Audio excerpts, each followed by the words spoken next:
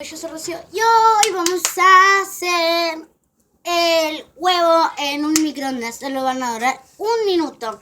Y vamos a comenzar. Tengo todo y es sal. Vamos a necesitar sal, orégano si quieres, un huevo. Miren acá el huevo, ya lo rompí para ya no hacerlo tan largo y ya está. Eso es lo único que vamos a necesitar. Bueno, el huevo ya está acá roto, ¿no? Y le pones todo lo que quieras. Le vas a poner un poquito de sal si le pusiste, ¿no?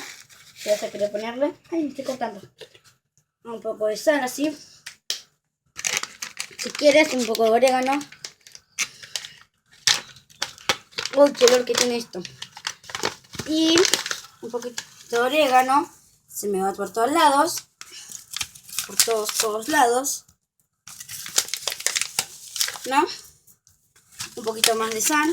Para así complementamos todo. Y vamos a mandarlo al microondas por 1 minutito.